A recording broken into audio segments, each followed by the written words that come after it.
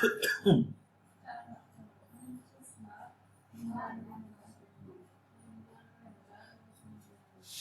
तक आपने इसके अंदर क्या चीज समझी रोशन, की मेरे को कैसे छोटे मोटे बिल जिसके अंदर कोई जीएसटी नहीं लगता, कुछ नहीं लगता ना, जीएसटी का हमने इसमें समझा टॉपिक की जीएसटी इसमें ऑन कहाँ से होता है, जीएसटी दिखता कहाँ से है। तो ये मान के चलो हम आज इसके अंदर जीएसटी का टॉपिक क्लियर करेंगे। जीएसटी के लिए सबसे पहला काम होता है एक नई कंपनी बनाना। अब इसमें सारा काम जीएसटी का है, मैं ऊपर लिख भी देता हूँ जीएसटी और एंटर कर देता हूँ। कंपनी का नाम मैंने जीएसटी दे दिया ताकि आप इसमें समझ पाए। बाकी सब डिटेल्स मैंने आपको पहले ही दे रखी है। रोशन ना समझ में आए तो बेझिझक आप बीच में मेरे से पूछ सकते हो। मैं ऐसे सिंपली एंटर करके जो टाइम खराब कर रहा हूँ उसके लिए कंट्रोल ए भी आप कर सकते हैं। ये भी मैंने आपको बताया था, नहीं बताया था? बताया था ना। अब ये मैंने यहाँ से इजिली सेव कर दिया। ये कई बार थोड़ा सा समय लगा देती है क्योंकि नई कंपनी मतलब एक नया डेटाबेस तैयार करना। बन गया कि जीएसटी के नाम से। अब इसके अंदर आपको मैंने पहले क्या सिखाया था कि आपको वाउचर वगैरह, अकाउंट्स वगैरह ये सब बताए थे क्या क्या होते हैं। मगर अब सबसे पहला काम होता है हमें यहाँ पर F11 पे जाना। कीबोर्ड से आप F11 भी कर सकते हैं, मैंने माउस से किया। इसके अंदर ये टैक्सेशन वाले ऑप्शन में जाना है और यहाँ पर जीएसटी देखो, वो ऊपर कंपनी का नेम है, बट यहाँ पे आपको मिल रहा है इनेबल ऑप्शन, ये जो है good and services tax GST. आप इसे यहाँ से यस करेंगे, फिर आप इसे यहाँ से यस करेंगे रोशन, तो आप यहाँ पर ऑप्शन मिलेगा रेगुलर एंड कंपोजिशन। अब बात करते हैं कि सर ये है क्या। देखो ये वो है कि दो टाइप होते हैं जीएसटी के। कौन से होते हैं? रेगुलर और कंपोजिशन। अब बात करते हैं पहले यही कि रेगुलर क्या होता है। रेगुलर वो होते हैं जो एक तो मंथली अपनी जीएसटीआर 1 और 3B की रिटर्न फाइल करते हैं, सबसे आसान तरीका। एक और आसान तरीका कि कंपोजिशन क्या होते हैं, जो छोटे व्यापारी होते हैं उनकी मैं बात करता हूँ। छोटे व्यापारी का मतलब ये होता है, इसको आसानी से समझना, कि जो छोटे व्यापारी होते हैं वो सिर्फ टैक्स दे सकते हैं, टैक्स ले नहीं सकते। और जो जीएसटी के अंदर ये रेगुलर है, इसमें आप टैक्स दे भी सकते हैं और टैक्स ले भी सकते हैं। इसे एग्जांपल से समझते हैं। अगर आप अपना कोई ट्रेडिंग या मैन्युफैक्चरिंग का यूनिट है तो हम रेगुलर में जाएंगे क्योंकि कच्चा माल हमें टैक्स लग के मिलेगा और हम जो माल बनाएंगे उसे टैक्स लगाकर बेचेंगे।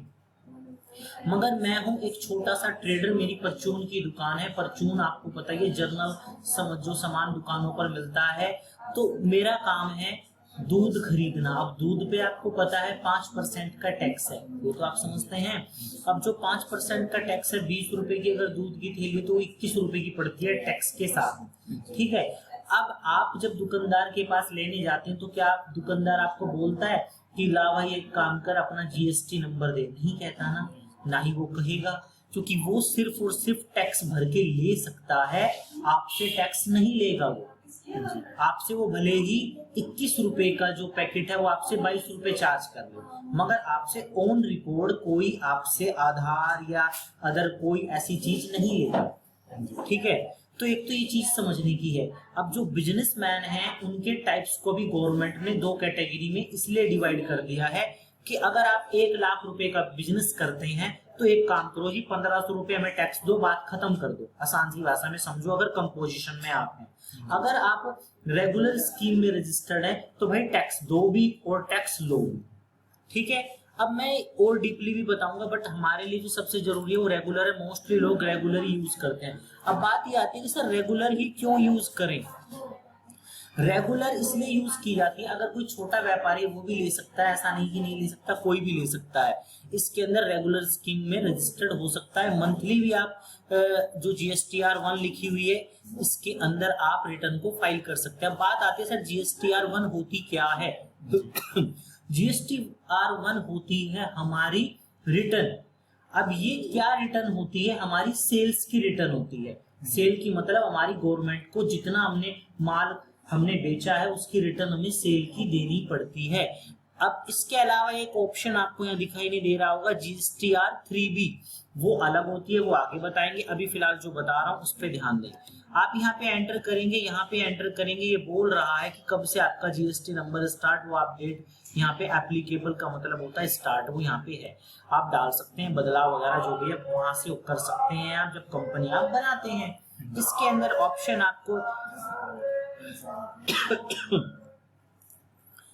इसके अंदर आपको यहाँ पे जो ऑप्शन मिलता है, जीएसटी का नंबर मांगा गया, मैं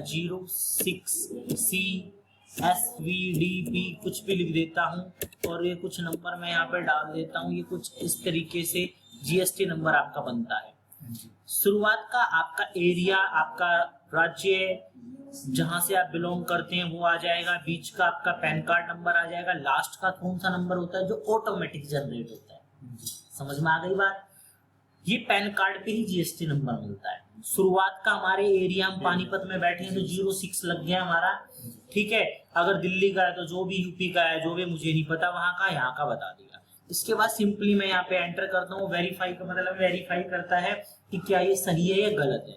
आप यहाँ पे एंटर करेंगे। रिटर्न भी कह रहा है कि आप कैसे लगाना चाहते हैं, मैं रिटर्न मंथली देना चाहता हूँ तो आप मंथली चूज करेंगे। ई वे बिल वगैरह बीच में ऑन इसलिए कर रहे हैं क्योंकि मैंडेटरी है।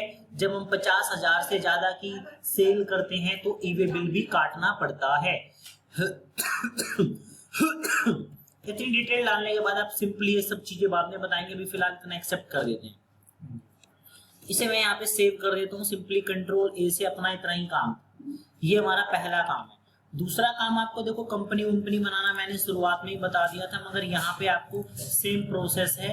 बस एक चीज बनानी है सबसे पहले, वो है यहाँ पे ड्यूटी एंड टैक्स। क्या बनाना है? ड्यूटी एंड टैक्स के लिए, सॉरी, हाँ वही आएगा आपका अंडर ऑफ ग्रुप में, बट हमें यहाँ पे लिखना पड़ेगा CGST। आप यहाँ एंटर करेंगे तो यहाँ पर आपको लिखना पड़ेगा ड्यूटी एंड टैक्स। जब आप ड्यूटी एंड टैक्स लिखते हैं तो आपको यहाँ पर जीएसटी दिखाई दे रहा है, जीएसटी एप्लीकेबल हो गया। जीएसटी एप्लीकेबल का मतलब चालू हो गया। यहाँ पर आ रहा है सेंटरनल टैक्स, आप चूज करेंगे कितना % टैक्स लगता है, अदरवाइज आप इसे ऐसे ही सेव कर लें, आसान रहेगा। आगे मैं भरना बताऊंगा कैसे भरा जाएगा। अब मैंने CGST बनाया तो यहाँ पे मैं IGST भी आपको बना के दिखा देता हूँ।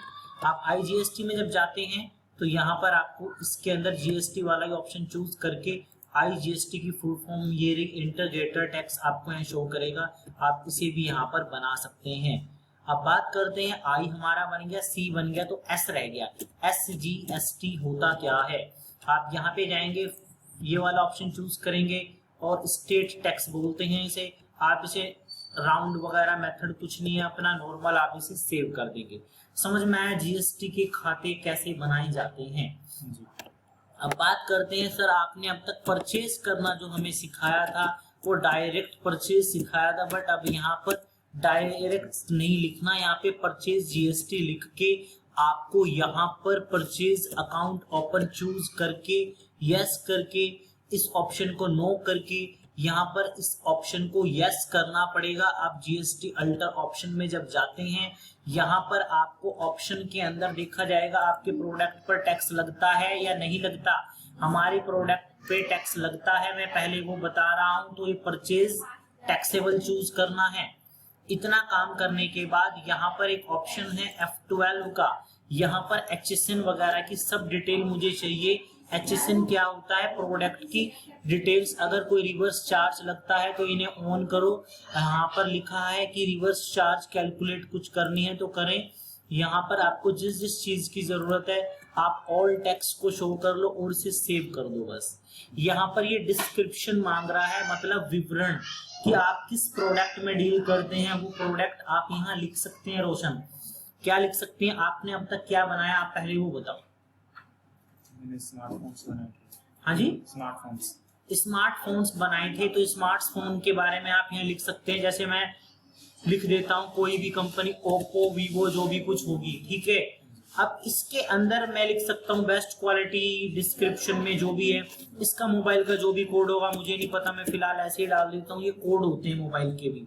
इसके बाद मैं यहाँ पे नीचे आता हूँ, ये टैक्सेबल है, कम से कम इलेक्ट्रॉनिक आइटम पे 18% का टैक्स है, तो मैंने डाल दिया कि कई कई श्रेणी में शायद 28% भी हो गए, मुझे नहीं अभी फिलहाल ध्यान, मगर 18% इलेक्ट्रॉनिक प्रोडक्ट पे लगता है। ये बिल्कुल सही है। यहाँ तक हम डिटेल देंगे। ये 9% सेंट्रल गवर्नमेंट ले जाएगी और 9% ले जाएगी स्टेट गवर्नमेंट। समझ में आ गई बात? ये कैसे कैलकुलेट हुआ वो भी मैंने आपको बता दिया, टैक्स तो 18 ही है। अब सर्विसेज और गुड में क्या डिफरेंस है? Type of service, sorry types of supply. Supply आप किस तरीके, देखो पूरी दुनिया में, पूरे विश्व के अंदर दो ही तरीके का बिजनेस होता है, एक सर्विस बेस और एक गुड बेस। यानी जहां पर हम कुछ सामान देते हैं तो पैसे लेते हैं, या फिर कहीं पे सर्विस देते हैं तो वहां से पैसा लेते हैं। जैसे कि स्कूल, कॉलेज, कंप्यूटर इंस्टीट्यूट, ये सब सर्विस में आ गए, ठीक है। और टाटा स्काई जैसे प्रोडक्ट, आपको पहले तो अपने प्रोडक्ट बेचता है, डिश वगैरह बेचता है, उसके बाद वो उसने आपको गुड बेच दिया, उसके बाद वो सर्विस चार्ज लेता है। तो कई बिजनेस ऐसे होते हैं जो गुड में भी डील करते हैं और सर्विस में भी डील करते हैं। जियो कंपनी अपना मोबाइल भी बेच रही है और जियो कंपनी अपना सिम भी बेच रही है, सर्विस भी बेचती है वो और गुड भी। तो हर तरीके की बिजनेस है, बट उनकी कैटेगरी दो ही होती है। अब आप यहाँ पे इतना करेंगे और आप यहाँ एंटर कर देंगे, ये आपकी एंट्री हो गई। तो फिलहाल जितना मैंने अभी बताया, अगर आप इतना करके देखोगे तो आपके लिए काफी रहेगा, क्योंकि आप कंफ्यूज हो जाएंगे फिर, ठीक है।